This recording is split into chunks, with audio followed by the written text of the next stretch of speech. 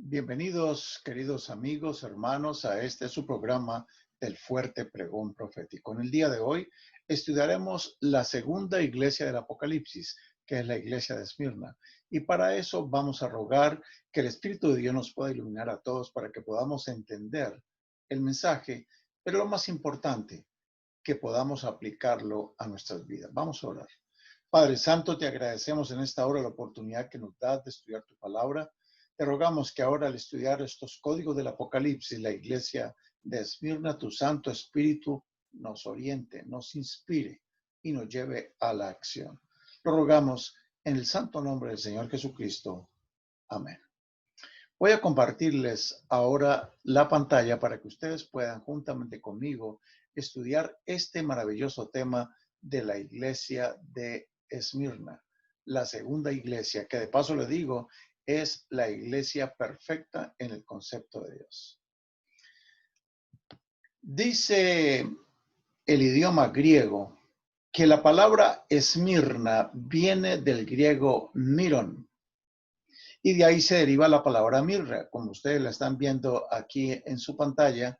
Ahí hay unas muestras de mirra. Es un producto, vamos a decir, vegetal de varias coníferas, de varias clases de pinos que se utilizan para producir incienso, dar muy buen olor agradable en la habitación donde uno se encuentra. Esta mirra, que es el nombre de Esmirna, se compara con el gran sacrificio de Jesucristo. Y dice 2 Corintios 2:15 que nosotros también somos de grato olor de Cristo en todos los que se salvan. La iglesia de Esmirna es la iglesia que va entre el año 100 hasta el año 313 de la era cristiana. Es interesante la manera como el Señor se presenta a esta iglesia. En Apocalipsis capítulo 2, el versículo 8 se presenta así. Dice al ángel de la iglesia de Esmirna: yo soy el primero y el postrero, el que estuve muerto y vivió. ¿Por qué se presenta de esta manera a la iglesia? Cuando él dice yo soy el primero y soy el postrero, está diciendo yo soy el origen de todo y soy el final de todo. Cuando dice yo estuve muerto y vivió, le está diciendo a la iglesia, yo sé lo que significa la persecución. Yo sé lo que significa el oprobio. Yo sé lo que significa morir y morir por la causa más justa y santa que pueda haber. Y también morir a causa de los pecados de toda la humanidad.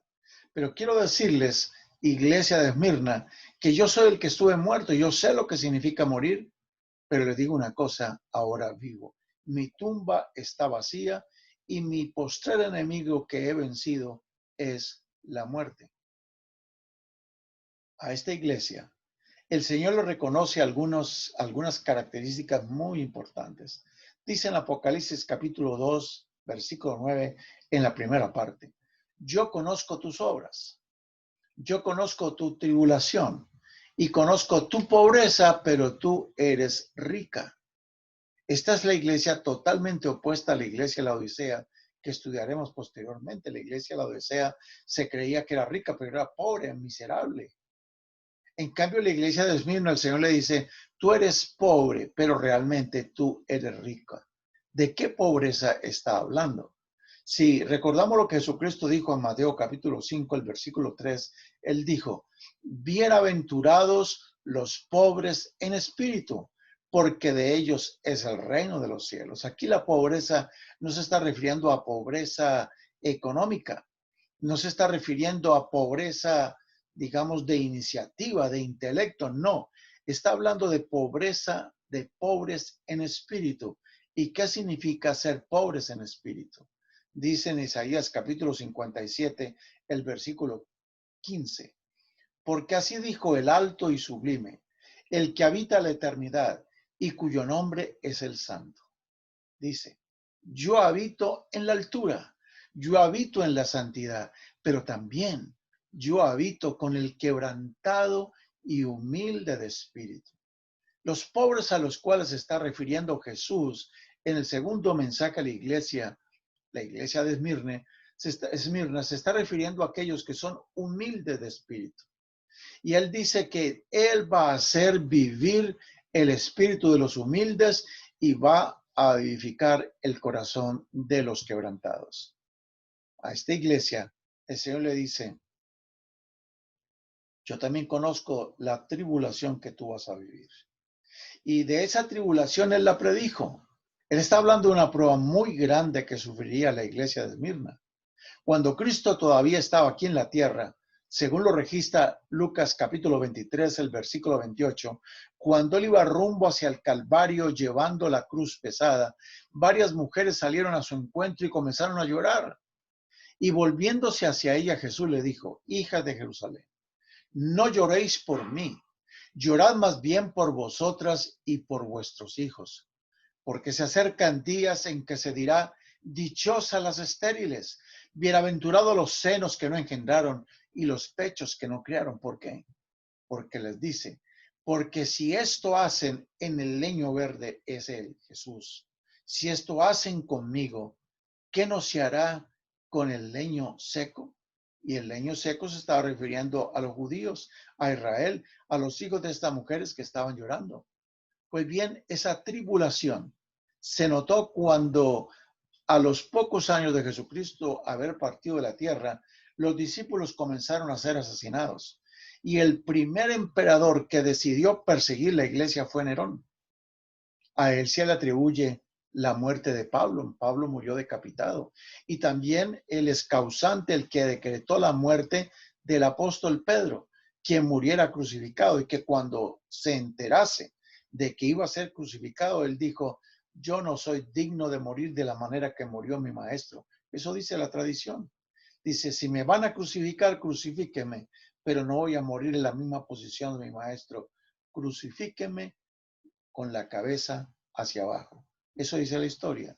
Nerón fue el emperador que para iluminar las noches en Roma, dice que colocó muchas antorchas, pero antorchas humanas para que la gente tuviese luz. Se dice que Nerón un día incendió la ciudad de Roma y culpó a los cristianos del incendio de Roma, de modo que para poderse librar, porque mucha gente dijo que en realidad fue Nerón el que quemó la ciudad de Roma, pero él dijo no, fueron los cristianos y para eso desató una terrible persecución. En el año 156, Antonino Pío, este emperador, dio órdenes para perseguir al cristianismo en todo el imperio. Y es famoso el caso del obispo Policarpo de Esmirna, de la iglesia de Esmirna, de la que estamos hablando. Se dice que Policarpo fue discípulo del apóstol Juan. Era un discípulo de Juan. Y cuando él fue a ser sacrificado en el año 156, dice que cuando llegaron los soldados a ponerlo preso, él salió, lo recibió amablemente y le dijo a los hombres que lo estaban poniendo preso, no tengan tanta prisa, por favor, entre, coman, yo los espero. Y les dio de comer a los verdugos que venían por él. Y luego se lo llevaron en un carro.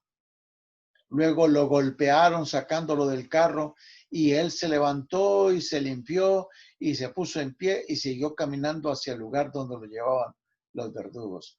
Y cuando estuvo delante del gobernador, este gobernador dijo, no me imaginaba que eras un viejito.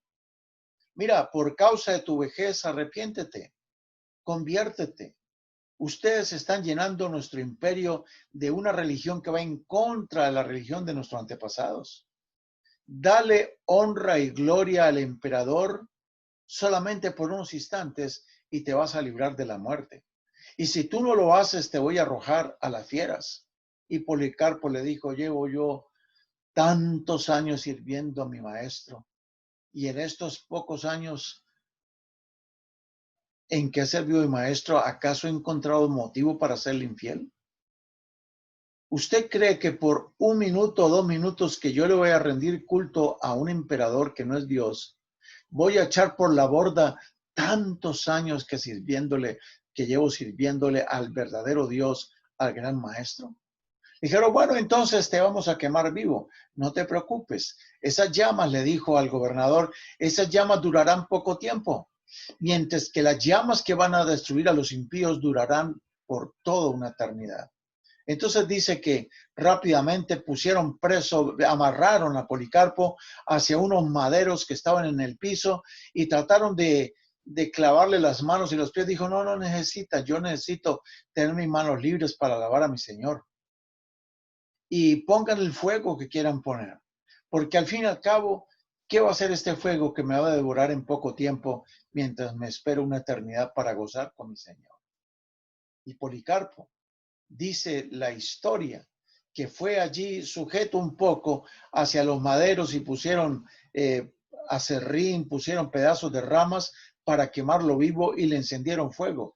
Y para sorpresa de todos los que estaban allí, dice la tradición, de que las llamas no consumían el cuerpo, de modo que el gobernador asustado le ordenó a uno de los soldados atravesar con su espada el corazón de Policarpo. Y eso hizo el soldado. Y fue tanta la sangre que brotó del corazón y del cuerpo de Policarpo que casi que la sangre apaga las llamas. Así murió este discípulo de Juan. Jesucristo dijo a la iglesia de Esmirna, yo conozco la tribulación por la que tú vas a pasar. Y no solamente Esmirna sufrió eso. Más adelante, en el año 202, siendo emperador Septimio Severo, dio un decreto para erradicar el cristianismo. Y son famosos los casos de mujeres como Felicita. Felicita y sus 7 hijos. Esta Felicita y sus 7 hijos fueron condenados a morir por no rendirle culto al emperador Septimio Severo. Y comenzaron a decirle a Felicita, mira, si tú no haces caso, vamos a ir eliminando uno por uno a tus hijos. Los vamos a decapitar en tu presencia. Y con el dolor en su corazón, esta mujer escuchó cuando su hijo mayor le gritó a su madre, madre, no te arrepientas, esto no durará mucho, nos veremos en la eternidad. Y esta mujer, casi enloqueciendo, vio como uno por uno sus hijos fueron siendo decapitados hasta que finalmente ella fue muerta. Ellos decidieron morir antes que ser infieles al Señor. Esta era la iglesia de Esmirna. ¿Y qué me dice en el caso de esta joven de 22 años, Vivia Perpetua? Acaba de tener un bebecito. Todavía el bebecito estaba de pecho. Su padre era un anciano. Esta era una joven educada, era una joven de la nobleza, pero aceptó el cristianismo. De modo que la llevaron a ella al calabozo para después ejecutarla. Su padre fue a rogarle a su hija, hija, mira mis canas, estoy viejito, ¿qué voy a hacer de mi vida? Si te llegan a matar por ser cristiana, mi nombre quedará manchado para el resto de mis años, para el resto de mi vida. Y la muchacha no accedió. Dijo, padre, tú sabes que yo te amo, tú sabes que tú no eres el culpable, pero yo creo en Jesucristo y estoy dispuesta a pagar el precio. Entonces mira tu bebecito, mira tu bebé recién nacido, qué culpa él tiene. Él ni siquiera entiende que su madre va a ser arrebatada y que va a crecer sin conocer a su mamá. Y ella dijo, padre, te encomiendo este bebé. Madre, ahí está el bebé. Se los encomiendo, pero yo no puedo ir en contra de mi conciencia. Y Vivia Perpetua fue muerta por seguir a Jesucristo. Eso le dijo el Señor a la iglesia de Esmirna. Yo sé de la prueba que tú vas a vivir. Y dice Apocalipsis 2:10, no temas en nada lo que vas a padecer. He aquí que el diablo echará a alguno de vosotros en la cárcel para que seáis probados y tendréis tribulación por 10 días. Se creen que estos 10 días se refieren al tiempo de la gran persecución de Diocleciano, que fue de casi 10 años. Una persecución terrible de este emperador. Este emperador Diocleciano un día, estando con muchos problemas en su estado, problemas de guerra, de sublevaciones, decidió ir a consultar al oráculo, un falso profeta. Decidió consultar al oráculo de Apolo en Dídima. Y dice la historia que el oráculo, ese sacerdote de Apolo, le reveló, dijo, esto dice nuestro Dios Apolo al rey, al gran emperador Diocleciano. Los justos de la tierra obstaculizan a Diocleciano su habilidad para dirigir los negocios del imperio. Y los consejeros de Diocleciano dijeron, ¿te das cuenta? ¿Quiénes son esos justos? Esos que se la dan de santos, de justos, de perfectos, tan buenos, tan nobles. Son los cristianos. Y son los cristianos los que te están impidiendo dirigir los negocios del imperio. De modo que Diocleciano, el 24 de febrero del año 303, y por los próximos casi 10 años, dio un decreto universal para todo su imperio, que iba desde Inglaterra hasta la India, un decreto universal de erradicar el cristianismo para siempre. Todas las escrituras cristianas tenían que ser destruidas. Sus lugares de culto tenían que ser destruidos. Y fuera de eso, se prohibió terminantemente que los cristianos se pudieran reunir para celebrar los actos litúrgicos. Pero en aquel tiempo, como en muchos tiempos que ocurren, mucha de la gente que pertenecía a la iglesia cristiana sintieron miedo de la persecución y de la muerte y decidieron retirarse de la iglesia cristiana, decidieron venerar a la imagen del emperador, de modo que se apartaron. Por eso es que Apocalipsis 2:9, el Señor dice, yo conozco la blasfemia de los que dicen ser judíos, en este caso que son ser creyentes, pero que realmente no lo son, sino que son una sinagoga de Satanás. Muchos de los falsos cristianos eran los que acusaban a sus hermanos en la fe y decían, estos son cristianos, y allí se reúnen, y muchos de estos entonces, blasfemia, esta sinagoga de Satanás, fueron culpables de denunciar a muchos de los cristianos. ¿Y saben? Después de que terminó la persecución, algunos de ellos trataron de volver a la iglesia y por eso lo llamaron los relapsi. Y los dirigentes de la iglesia, muchos se opusieron a que ellos fueran readmitidos en la iglesia y mucho peor, no aceptaron que se le fuera a dar cargos directivos en las iglesias. Jesucristo advirtió a la iglesia, yo conozco la blasfemia de los que dicen ser judíos y no lo son. El Señor le dice a la iglesia de Esmirna, sé fiel hasta la muerte y yo te daré la corona de la vida. Y dice además, el que tiene oído, oiga lo que el Espíritu dice a las iglesias. El que venciere no sufrirá daño de la segunda muerte. Querido amigo y hermano, no existe corona sin la cruz. El Señor nos está llamando hoy para que seamos fieles como la iglesia de Esmirna, que estemos dispuestos a sacrificarlo todo, a dejarlo todo por amor a Jesús, el que llevó la corona de espinas para que nosotros llevemos la corona de gloria. Solo nos pide el Señor, sé fiel hasta la muerte. Nada que nosotros perdamos, no vamos a dejar de recuperarlo. Todo lo recuperaremos. Y el Señor Jesucristo dijo, el que dejara casa, padre, hermanos, por amor a mí, por causa de mi nombre, recibirá la vida eterna y 100 veces más. Pero nosotros no vamos a Jesús por lo que Él nos promete, por lo que nos va a dar. Nosotros amamos porque Él nos amó primero, porque Él dio su vida por nosotros. Dios hoy en día quiere una iglesia que viva realmente la fe, que no sea como los relapsi, que cuando llegan los momentos de apretura y de problemas, dejen a un lado la Biblia, dejen a un lado su manto de cristianos y vivan vidas como los mundanos. No, el gran llamado del Señor es a que nosotros seamos fieles y fieles hasta la muerte, porque para nosotros es la corona de la vida eterna.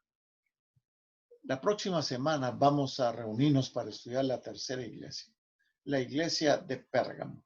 Pero eso será la próxima semana. Ahora les invito para que oremos, pidamos la dirección de nuestro Dios. Gracias, Padre, porque nos has permitido estudiar este mensaje a la iglesia de Esmirna. Señor, ayúdanos a ser como esta iglesia, una iglesia pobre, no de espíritu, sino pobre en espíritu, humilde, sencilla, una iglesia que fue fiel hasta llegar a la muerte, una iglesia que consideraba que amarte y servirte estaba por encima de todos los intereses de este mundo.